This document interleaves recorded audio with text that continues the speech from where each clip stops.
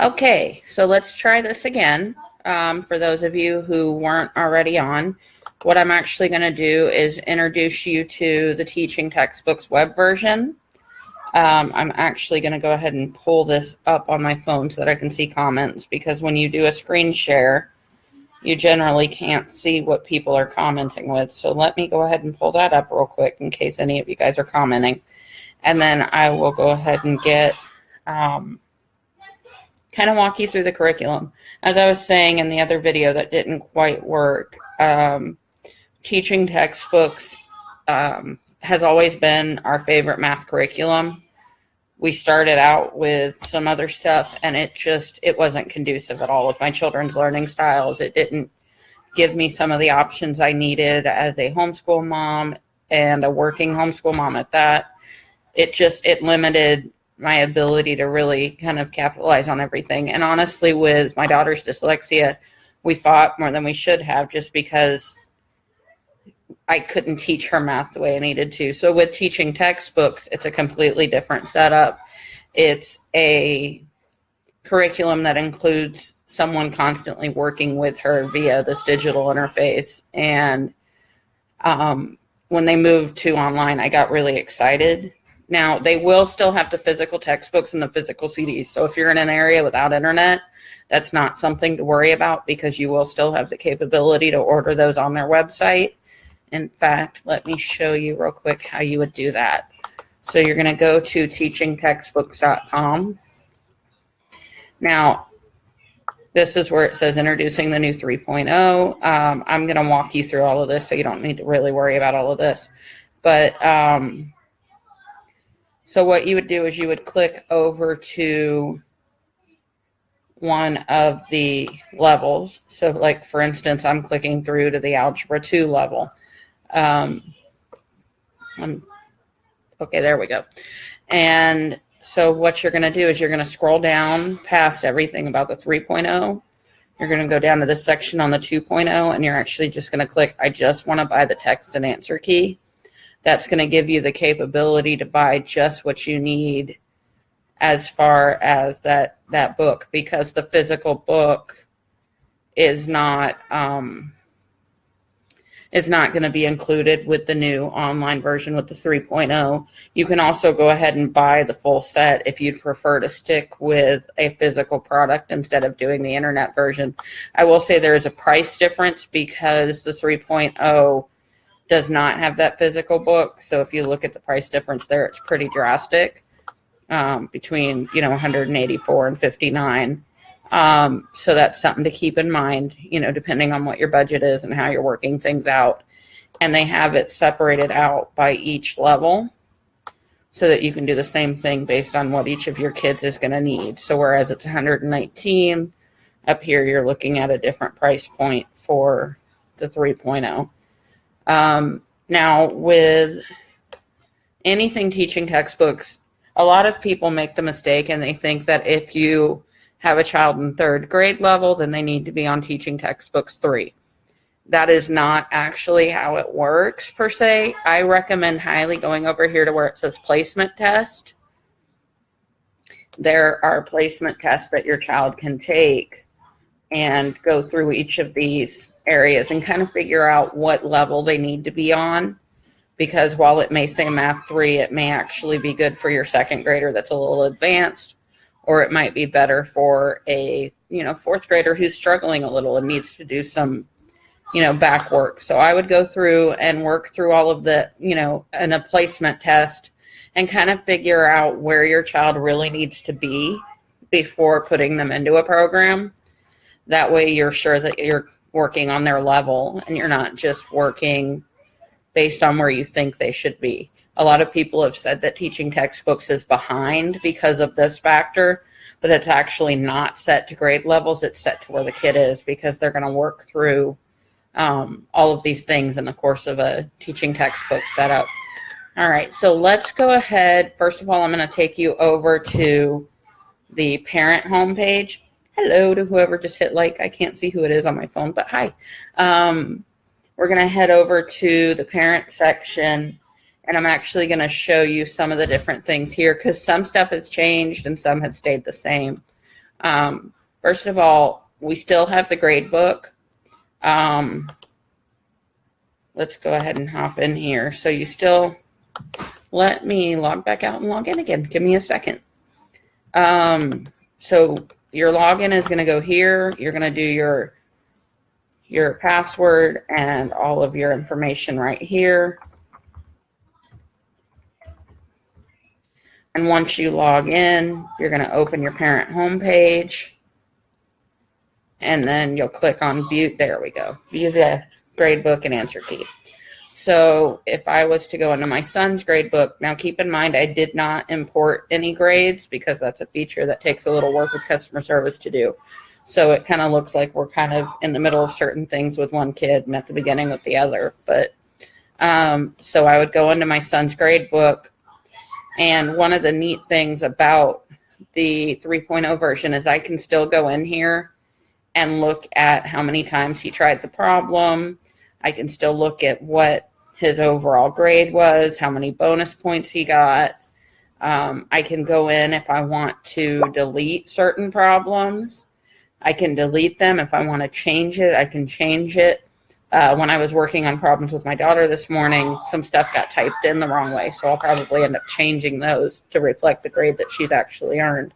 So that option is still there, which is something I've always loved about teaching textbooks because my daughter is a perfectionist of perfectionists. And so if she doesn't get it right and she gets a lower grade, she gets really upset. So those are something that I can go in and we can kind of look at, you know, why did she get a difficult grade? For example, here she's got an 86, but that's because when we went in to type in this problem, because I sat and worked with her a bit today, I typed it in wrong. And so that was my fault. That wasn't her fault.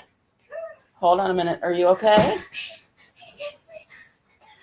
Okay, get an ice pack. You'll be all right.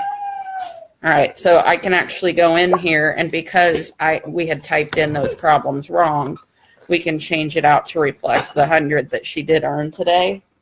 Because she did earn 100 today, it just we didn't type things in right when we were working together on her problems. So that's something that's there. Another thing that's fantastic is you can change your parent password. If you need to, you can change your student's password if you want them to have a different password. This is a new thing for the 3.0. You can go in and you can turn off hints and you can turn off second chances. So if you have a kid who you want them to, you know, focus on getting it on the first try, you don't want them to use the hints, this is an option you now have where you can turn those off in the interface. And then this just breaks down, you can break down the student subscriptions. The other thing is you can contact TT for assistance. And they have a phone number, they have an email that you can contact. Their customer service is extremely friendly and extremely efficient. I've always had a great experience with them. In fact, before I did this live, I called customer service because I needed to change the names of the kids. And I was able to do that, and it was done, and I was emailed over a change in 5 minutes flat. I was able to call and speak directly to a human being, and there wasn't any sitting on a phone line waiting for an hour for somebody to maybe help me. I love customer service that they offer there. I love that I rarely ever need to get a hold of them. You can't hum while I'm doing a live, my love. Anyway, I love that I'm able to reach them quickly and that the customer service work is efficient that they do there. All right, let's hop over. We're going to head over to, I think we're going to head over to my daughter's interface because there's some stuff I want to show you over here. Whoops. So the parent email is going to go up here, your student's name, and then you're going to go ahead and put in their password, and then you'll be able to log in. So this is my daughter's math interface here. How do I like this for different learning styles is what I'm getting in one of the comments. It depends on how your child learns. I know that for my son, he's a very independent learner. He prefers to be able to hop on, get his work done, forget about it. My daughter needs a little more time working together. So I'll sit down with her a little bit more and walk through concepts that she struggles with. With her, there might be more, you know, for instance, I shared an example on the page a little bit ago about, using different colored pens for the steps of long division. That may be a situation where you have to kind of step in and work with them a little bit more if they're more hands-on learner or more visual learner and they don't pick up the lesson. But that said, I mean, they really do a brilliant job of giving them a lot of information when they do these. So I think that different learning styles can still thrive. Another thing you can do if you are okay with either having them transfer it to paper is you can have them write out the problems from the ebook, and then you can have them work it out and then come back to the computer and, type it in and check their answers there. Or you can do, there's just so many different ways to use the curriculum depending on the learning style of your child. All right, I'm actually going to take you into a Math 6 lesson, and I'm going to let you watch some of it just so you can see what the format is. Let me see. So you would click on the lecture. Lesson 28, solving two-step problems. A lot of real-world problems are kind of hard because it takes 2 steps to do them. Maybe you have to add 2 numbers, and then you have to take that sum and multiply it by something. That's 2 steps. Let's go through a 2-step example. At the Animal Accessories Plus store, the giraffe purse costs $15 more than the frog backpack, and the frog backpack costs $11 more than the cat umbrella. If the cat umbrella costs $19, how much does the giraffe purse cost? It's going to take us 2 steps to solve this. What we have to do is work backwards. We know the cost of the cat umbrella, $19, so let's start with that. If the cat umbrella costs $19 and the frog backpack costs $11 more than the cat umbrella, how much does the frog backpack cost? Go ahead and figure that out. Okay, so right here you would go ahead and have the option of actually interacting with the teaching instead of it just being a teaching video. So for this one, you would go ahead and have them work the problem. Right. So the frog backpack costs $30. We're not done yet, though. That was just the first step. We're trying to figure out the cost of the giraffe purse. Now we know that the frog backpack costs $30. We can use that to figure out the cost of the giraffe purse. The problem says that the giraffe purse costs $15 more than the frog backpack. So what does the giraffe purse cost? So then you're going to add in your answer. Excellent. So the giraffe purse costs $45. And that's the answer to the problem. But the main point is that it took 2 steps to solve it. There are a lot of real-world problems that take 2 steps. Let's try another example. The bus can carry 40 passengers. If it picked up 16 passengers on its first stop and 13 on its second stop, how many more passengers can the bus hold? The first step of this problem is to add the number of passengers the bus picked up at the first stop to the number it picked up at the second stop. To do that, we need to add 16, that's how many were picked up first, to 13, that's the number that were picked up second. So why don't you add 16 plus 13? Okay. Good. So the bus has 29 passengers right now.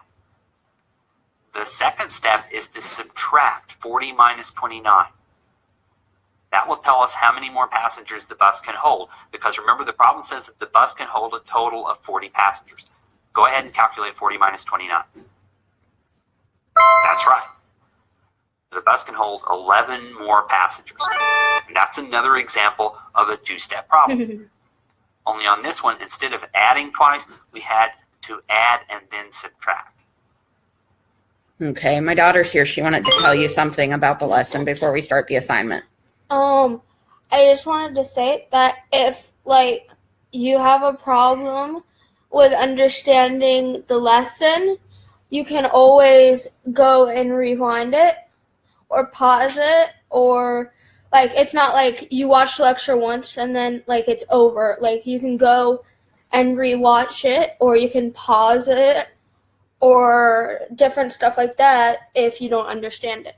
Okay. So let's go ahead and look at... Multiply 614 times 381. One of the excellent components of the teaching textbook setup is that they actually read you every single problem. So if you have a child who's a struggling reader, if you have a child who struggles with dyslexia, anything along those lines, this is a really great option because it helps them to really hear and see what they're working with.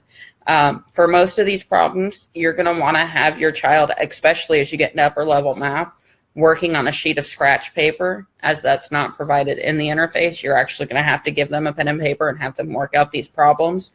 And then you would work your way. These practices don't count towards their grade, but it's just reinforcing skills that they've already been working on. Word problem. Last year, Dr. Bacon sold a total of 105 supercomputers to 7 different companies. If each company bought the same number of supercomputers, how many did each buy? You know, what's fun about the word problems, this curriculum uses a great deal of word problems. They do them in fun, silly ways, but they do include a lot of word problems because they want to make sure that the child not only can figure out a math problem, but can understand the why behind it and really get the concept of a problem, which is fantastic, and I love it. All right, so let's scroll down. So those are some of your, I'll tell them in a minute. My daughter's wanting me to show you something, but I'm showing you something else first. All right, so problem 12. Subtract this pair of numbers. If you don't want to hear him, you can just pause him and you can go ahead. You can go, I think, into the settings. Okay, and turn off the sound. But I mean, if you don't want to hear him on one specific problem because you feel like you already know how to work it, you can do it that way. And then the neat thing with this setup is that if you answer a problem, let's say that I wrote, 6508, and that was the wrong answer. And yes, I know I'm going to need to go delete these because this is your problem for later, but I'll do that. If you hit check Nice it try, and it's but that's wrong, not the answer. you get a second chance to try it again if you want to. This is if you don't turn off second chances. If you turn off second chances, this option won't be there. But then you could have a chance to go back and rework the problem. Subtract this pair of numbers. 16,250. On the parent side, you'll be able to see if your child has used that second chance or not. It'll help you to see if there's an area where they struggled and maybe they picked it up with a little bit of help. You also don't have to go into the parent side. If you go into the grade book, it'll also tell you chances that it took, and it'll tell you 1 or 2. Okay, but as a parent, if you want to go into the parent grade book, that's something that you can do. In the settings, you can decide whether or not you want the buddy characters on, if you want the buddy sounds on. If your child is easily distracted, you may not want these. The hint, sparkle, and sound, it's just the hints. It'll give you the opportunity for the experience there. They've also added new buddies, so each level is going to have a different set of buddies. I'll show you my son's buddies in a little bit. And then you can select your buddies here. My favorite is like the dress-up girl, and each buddy, if you get 3 problems right, then the buddy will do something. So like the dress-up girl will change into a different outfit each time.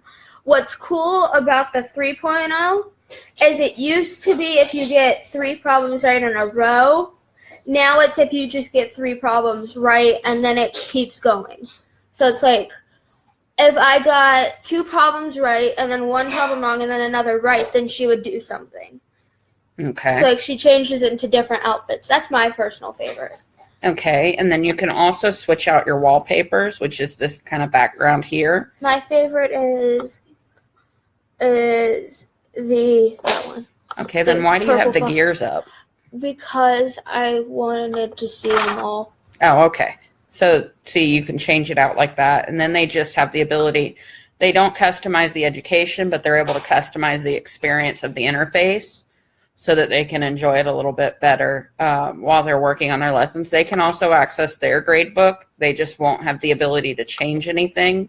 They can only see what they did and how they worked it. They also show where the number of attempts. So Okay. it's like 1 or 2. Okay, and then important to note, because I didn't notice this at first, the quizzes are in a separate section. So your quizzes may not be over here with your actual lessons, and that's important to point out. I'm going to log out of hers. I'm going to take you over to my son's and let you see some of the different buddies over there.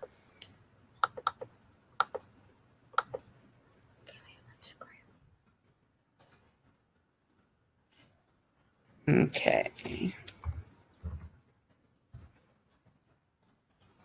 All right, let's hop over onto his and I'll show you some of what his looks like because it's different based on age. So as you can see, even with just logging in, it's a different background already. That's because he went in here and he grabbed a different wallpaper for his background. As you can see, the wallpapers are different for his age bracket than they were for hers.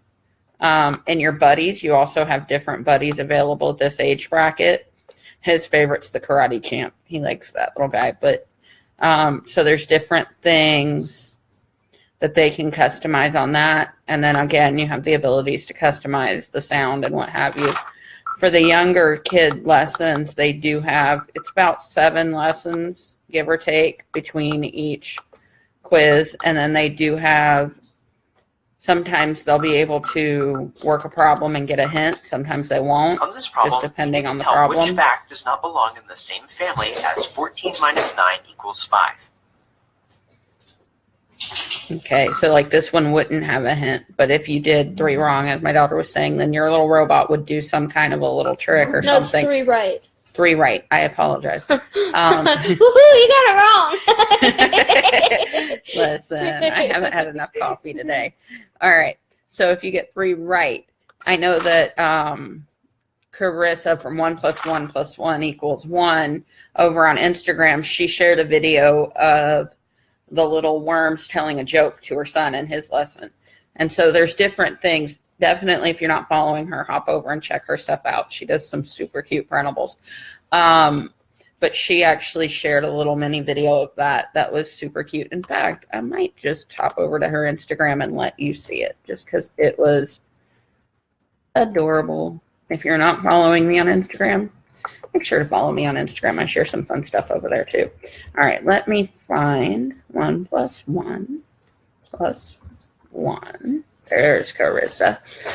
All right, let's scroll down and let me find that video and I'll show it to you because it was really adorable. Oh, she has chickens. Okay. Yes, she has chickens and a very cute puppy. Oh. What kind of socks do gardeners wear? It's me. Garden hose.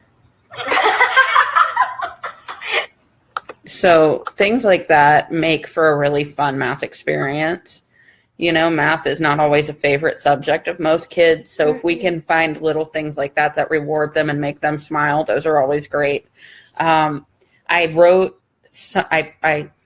up a blog post and I've already linked that on the Facebook page. I'll also connect that to this video. That way you can read up more on some of the details about the online curriculum. I'm actually going to go ahead and pull that up now in case there's anything else that I would need to touch on with you from there. Morethanahomeschoolmom.com is my site. If you don't follow me, I definitely recommend it.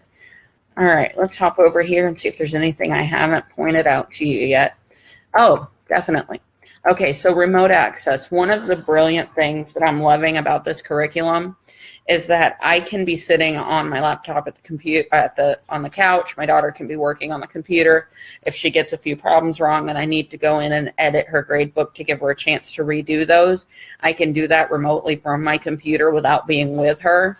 If you work outside the home and you need the ability to modify a grade book or look at what your child's accomplishing, you can do that within the interface. Without having to be with them. Whereas with the disc, you used to have to go over to the computer the disc were on. They were only allowed on that computer. I already touched on the fact that it's not replacing the 2.0. It's just adding on. Permanent grade storage. Okay, so one of the neat things that they're going to be doing now is they're going to store your grades for you in that interface, in the internet setup with the Teaching Textbooks 3.0. So you'll be able to retrieve those even if you're not signed up with TT in the coming year. They'll still have those grades for you. The other thing that they'll be doing is suppose that your computer breaks or something like that where you would have lost the grades with the disc. Now you're going to be able to keep those in that setup, which I have heard